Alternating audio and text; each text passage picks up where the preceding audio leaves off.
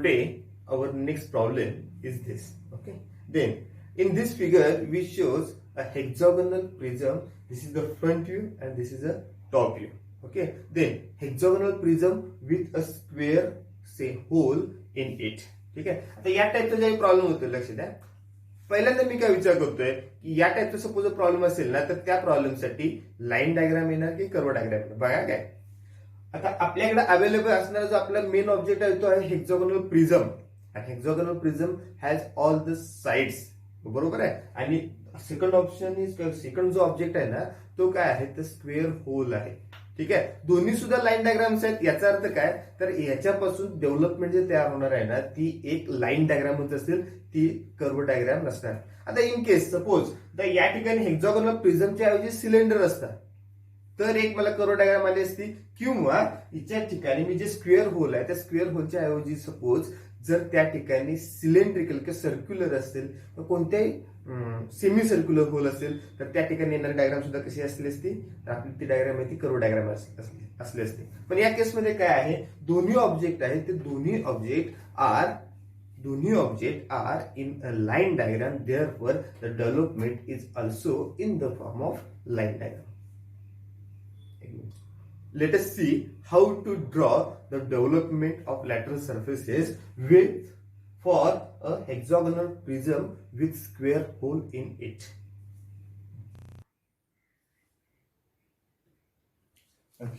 आता आपण पहिल्यांदा काय करायचं बघा काय आता ही डायग्राम जी आहे ना ती आपल्याला एक्झाम मध्ये म्हणा किंवा बुक मध्ये ऍज इट इज आहे तशी दिलेली आहे. ठीक आहे. ती डायग्राम पाहून ना मी ऍज इट इज जशी बुक मध्ये आहे किंवा जशी क्वेश्चन पेपर मध्ये डायग्राम येईल तशी डायग्राम आहे तशी मी पहिल्यांदा ड्रॉ करून घेतली.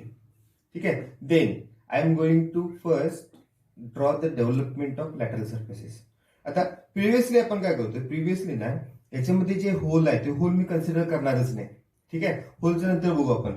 पहिल्यांदा काय करतोय without hole suppose I want to draw development without hole. Then how can that development. Okay. Then आता होल नसताना याचं डेव्हलपमेंट कसं होईल आपण थोडंसं बघूया. मला सपोज जर हा प्रिझम तयार करायचा असेल तर मला एक गोष्ट तरी माहिती आहे की ही जी खालची लाईन आहे ती ऍज इट इज मी घेतली ऍज अ रेफरन्स लाईन. ठीक आहे. मला त्याची हाईट किती असेल तर जेवढी प्रिझमची हाईट आहे तेवढ्या हाईटनच मला शीट घेतली पाहिजे. म्हणून मी पहिल्यांदा काय करतोय त्याची हाईट पहिल्यांदा मी फिक्स करतो. ठीक आहे. त्याची हाईट अशी काहीतरी फिक्स केली. आता मला एक गोष्ट तरी समजली की माझा ऑब्जेक्ट डेव्हलपमेंट आहे ते या लाईनच्या खाली येणार नाही किंवा ह्या लाईनच्या वर जाणार नाही. ठीक आहे. आता सुरुवात करण्यासाठी मी कुठल्याही ना या दोन लाईनच्या मध्ये एक हॉरिझॉन्टल लाईन घेतली सॉरी व्हर्टिकल लाईन घेतली. ठीक आहे. त्या लाईनला मी नाव देतोय लाईन A1. आता हाईट आहे ती फिक्स झाली. मला आता त्याची विड्थ फाइंड आउट करायची. आता विड्थ फाइंड आउट करण्यासाठी काय करतो बघा काय विड्थ फाइंड आउट करण्यासाठी त्याची एक साईड आहे ती 20 mm ची आहे. हाईट जरी 90 mm असेल त्याची एक साईड आहे ती 20 mm आहे आणि 20 mm च्या एकूण 6 साईड्स आहेत. याचा अर्थ काय मला त्याची मॅक्झिमम लेंथ लक्ष द्या काय मला त्याची लेंथ जी आहे ना ती 120 mm 120 mm ठेवायला पाहिजे. का कारण की 20 mm ची एक याचा अर्थ 120 mm च्या 6 होते. बरोबर आहे ना. ठीक आहे. आता मी काय करतो मग इथून पुढे 20 mm वर एकूण 6 लेंथ घेत जातो. ठीक आहे. इथे मी घेतली 1 2 3 4 5 आणि 6 लेंथ घेतल्यानंतर मी जिथं मला मिळाले पॉईंट ना त्या ठिकाणी मी काय करतोय व्हर्टिकल लाईन्स काढतोय. केवढ्या लाईन्स काढणार तर जेवढी त्या प्रिझमची हाईट आहे तेवढ्या लाईन्स ड्रॉ करतो. लक्ष द्या काय सुरुवातीला initially all the drawing should be drawn in thin lines. थोडस थिन लाईन्स ड्रॉ करा. का कारण की जेवढा पार्ट कट करायचा आहे ना तो पार्ट आपल्याला कट करायचा आहे. कट करून गेल्यानंतर उरलेला पार्ट आपण डार्क करू शकतो. लक्षात ठेवायचा. आता हा सपोज जर A1 असेल ए पासून पुढचा पॉइंट आहे तो B. हा पॉइंट असणार आहे C D E F आणि शेवटचा पॉइंट आहे तो परत A असणार आहे. का कारण घरी गेल्यानंतर परत A लाईन वरच A लाईन येते. ठीक आहे. सिमिलरली वर असणार आहे हा 1 नंबरचा पॉइंट असेल तर हा पॉइंट असणार आहे 2 3 4 5 6 परत 1. ठीक आहे. अशी मी ह्याला काहीतरी नावं देऊन घेतली. आता मी काय करतो सपोज लक्ष द्या काय ह्या ज्या ज्या ठिकाणी लाईन्स आले त्या ठिकाणी मी सपोज जर फोल्ड करत असेल तर मला मिळणारा आउटपुट ऑब्जेक्ट जो आहे it must be is a one hexagonal prism. Okay, आता मला काय करायचं बघा, काय मला हे जे मध्ये मी होल केले ना, स्क्वेअर होल जे पाडले त्या होलसाठी मला डेव्हलपमेंट करायचे. आता होलसाठी डेव्हलपमेंट करायला मी काहीतरी सुरुवात करतो, लक्ष द्या. आता सुरुवातीला काय काय करतो बघा, काय या टाईपचं काहीतरी होल आहे. ठीक आहे, एक सेकंद.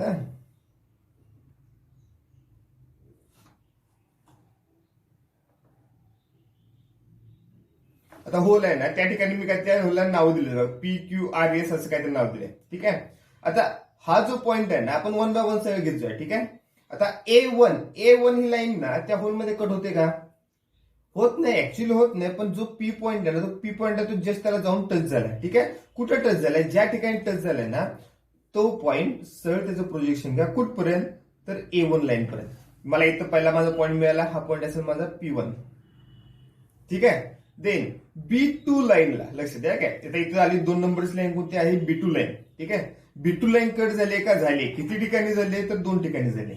लक्ष द्या. काय या ठिकाणी एक झाले आणि खालच्या ठिकाणी एक झाले. असं एक काम करू आपण, खाली वरचे जे पॉइंट्स आहेत त्या पॉइंट्स आपण P या नावानं हे करूया.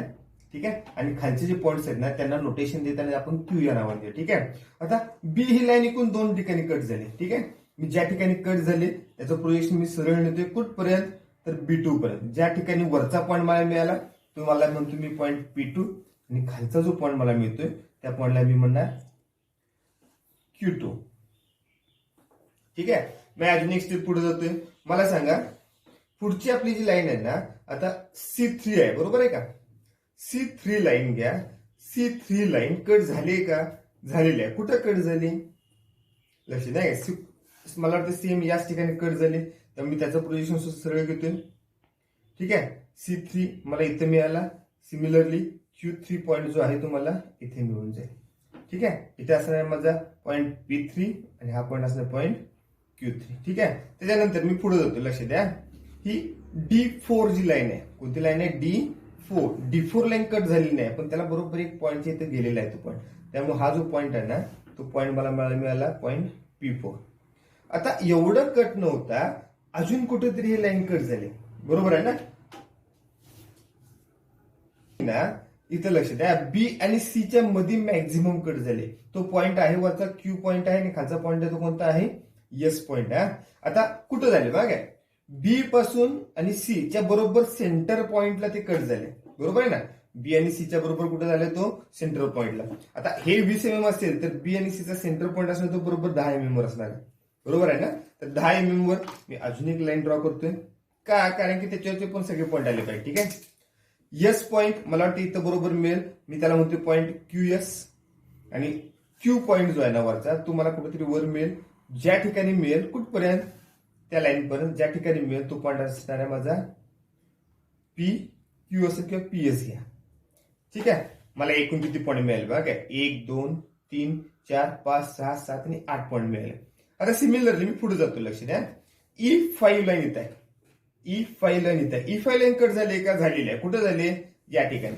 ज्या ठिकाणी कट झाले त्या पॉईंट सरळ घ्या कुठपर्यंत? E5 पर्यंत. ठीक आहे, आणि same process for F6. Similarly काही E आणि F एकत्र झाले, बरोबर आहे ना? E आणि F. ठीक आहे, त्याच्यानंतर सिमिलरली जसे खाली पॉईंट आले तसेच ते वर सुद्धा येतील. एक इथं पॉईंट असेल आणि दुसरा असेल तो इथं असेल. प्लस आता F आणि E याच्यामध्ये परत हे 2 पॉईंट आले, बरोबर आहे का? कुठे आहेत? तर ते बरोबर ना F आणि E च्या सेंटरला. म्हणून मी E आणि F च्या सेंटर अजून एकदा सेंटर पॉईंट घेतोय 10 mm वर. ज्या ठिकाणी सेंटर पॉईंट आला त्या ठिकाणी मी काय करणार? एक व्हर्टिकल लाईन ड्रॉ करणार, आणि जे मॅक्झिमम कट झालेले पॉईंट आहेत ना ते सुद्धा त्या ठिकाणी घेणार. हे पॉईंट घ्यायचं कुठं? आपण नवीन लाईन ड्रॉ केली तिथं. हा एक पॉईंट असेल, तिथं म्हणते मी PQ, आणि हा दुसरा पॉईंट असेल तो असणार आहे पॉईंट QS. ठीक आहे, आणि शेवटचा आता A1 ही एक लाईन राहिली, बरोबर आहे ना? जी लाईन राहिलेली आहे ना ती लाईन A1 लाईन ही इथं आहे. A1 लाईन कुठं कट झाली? या P पॉईंटला कट झाली. शेवटचा आपला पॉईंट मिळतोय पॉईंट P पॉईंट आपल्या इथे मिळतोय. त्याला मी परत म्हणतोय पॉईंट P1च. का? कारण की हा पॉईंट आणि हा पॉईंट हा एकच आहे. लक्ष द्या, काय हा पॉईंट आणि हा पॉईंट हा एकच आहे. ज्यावेळी मी फोल्ड करणार देन ह्या P1 पॉईंट वर बरोबर हा P1 पॉईंट आलेला असला पाहिजे. ठीक आहे, आता मी जे काही पॉईंट्स आलेले आहेत ना ते मी काहीतरी जोडायला सुरुवात करतो. लक्ष द्या, मी पहिल्यांदा पॉईंट पी घेतोय. P1 पासून P2 पर्यंत, P2 पासून P3 पर्यंत, P3 पासून PS पर्यंत, PS पासून P3, P3 पासून P4. त्यानंतर परत हे जे पुढचे प्रॉब्लेम पॉईंट आले ना ते P5, PQ, P6 आणि P6 नंतर परत पॉईंट P1. हा माझा वरचा हाफ झाला. लक्ष द्या काय. आता खालचा हाफ काय P1 पासून Q2. काय कारण खालचे पॉईंट आहेत आपण Q घेतलेत. Q2 पासून QS, QS पासून Q3, Q3 पासून परत P4. मधला जो पॉईंट आहे तो आपण एकच घेतलाय का कारण की तो सेंट्रलाइज कॉम्बाईन मध्ये येतोय. ठीक आहे. P4 पासून परत Q5, Q5 पासून QS, QS पासून Q6 आणि Q6 पासून परत पॉईंट P1. ठीक आहे. मला माझं प्रोजेक्शन किंवा डेव्हलपमेंट जे मिळाले ना ते या टाइप मध्ये काहीतरी मिळालं. लक्षात आहे काय. आता हा माझ्याला कट झालेला पार्ट. आता शिल्लक राहिलेला पार्ट आहे ना तो शिल्लक राहिलेला पार्ट मी काहीतरी दाखवायला सुरुवात करतो. लक्षात आहे. खालची लाईन ऍज इट इज आहे तशी.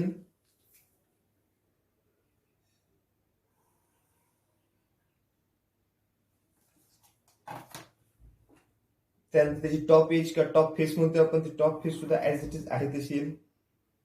ठीक आहे. ह्या लाईन्स बघा काय. फर्स्ट लाईन पूर्ण येईल. सेकंड लाईन मात्र मध्ये कट झालेली दिसेल. थर्ड लाईन सुद्धा मध्ये कट झालेली दिसेल.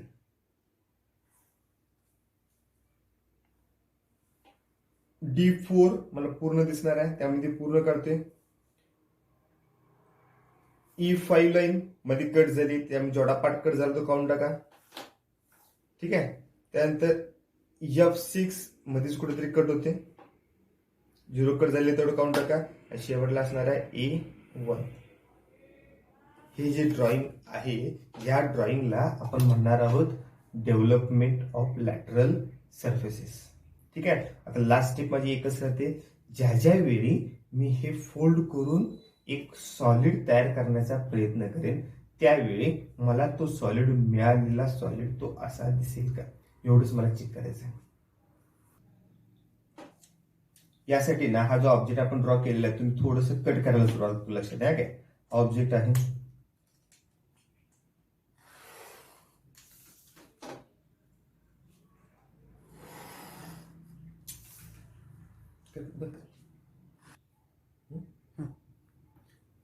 आता ऑब्जेक्ट आपला जो कट केलाय ना तो कट केल्यानंतर मला ऑब्जेक्ट आहे तो असा काहीतरी दिसतोय. लक्षात द्या. Then I am ready to fold all the sides or all the edges from the given lines. Okay. लक्षात द्या. आता आपण हा फोल्ड केलेला जो ऑब्जेक्ट आहे ना तो फोल्ड केलेला ऑब्जेक्ट असा काहीतरी मला दिसतोय की असं मला सापडलं. ठीक आहे. आता थोडंसे कट झाले त्यामुळे कट झाली मी असं काहीतरी दिसतोय. मला एकच सांगा जशी आपली फिगर होती किंवा जशी आपली डायग्राम होती ना त्याच टाइप मध्ये हा तयार झालेला ऑब्जेक्ट आहे का. हा आपला ऑब्जेक्ट आहे की ज्या ऑब्जेक्टचं आपल्याला डेव्हलपमेंट करायचं होतं की जो एक हेक्झॉगोनल प्रिझम आहे त्या हेक्झॉगोनल प्रिझम मध्ये एक स्क्वेअर होल आहे. या ठिकाणी सुद्धा तुम्हाला एक दिसेल की माझ्या हातामध्ये आहे तो सुद्धा एक हेक्झॉगोनल प्रिझमच आहे आणि त्या हेक्झॉगोनल प्रिझम मध्ये एक स्क्वेअर होल आहे. ठीक आहे.